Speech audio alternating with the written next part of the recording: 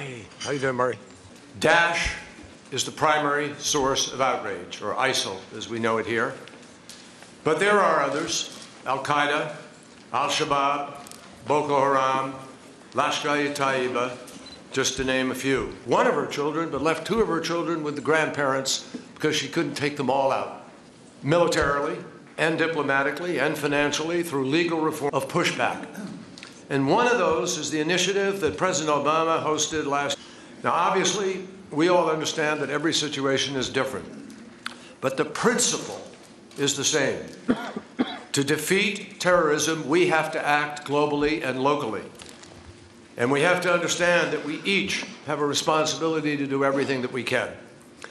UN Security Council 2178, adopted last year, requires member states to cooperate in stemming the flow of foreign fighters to terrorist organizations. So we have an obligation as well as a compelling interest to work together in ways that fully respect basic human rights, but to criminalize violent extremist activity, to secure borders, to share information, and to implement other measures to curb the recruitment of foreign terrorist fighters.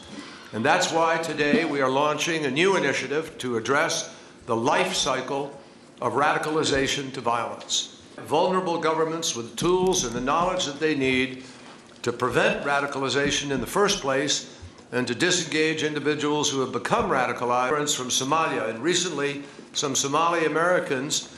In this struggle that at times feels overwhelming, we have taken comfort in the support, solidarity, and cohesion that this forum has fostered among like-minded nations and international institutions alike.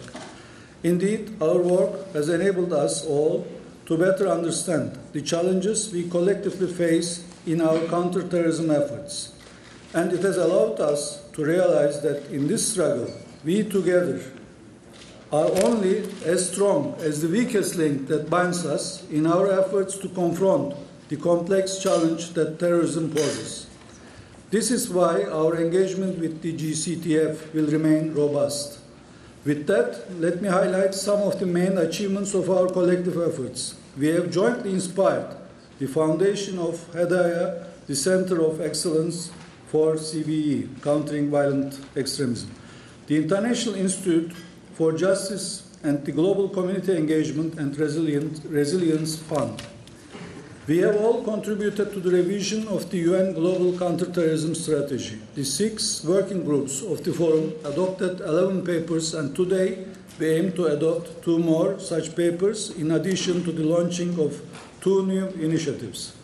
As the co-chairmanship of the Horn of Africa and Yemen Capacity Building Working Group, we are delighted to continue together a harmonious and productive cooperation with the EU until 2017.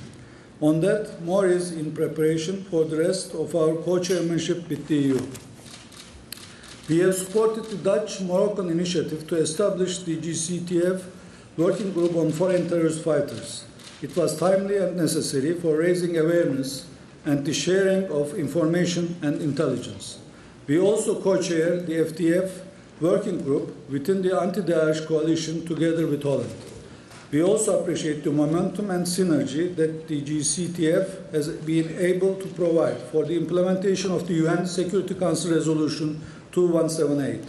More is definitely needed in this area, but the efforts by the GCTF and others, including the coalition, will surely continue. Distinguished participants, as this is the last meeting we organize together with our US co-chair, we are all too aware that our turn to pass the baton is also rapidly approaching. After a 6-month period with our Dutch colleagues, we will turn over our responsibilities to our Moroccan brothers.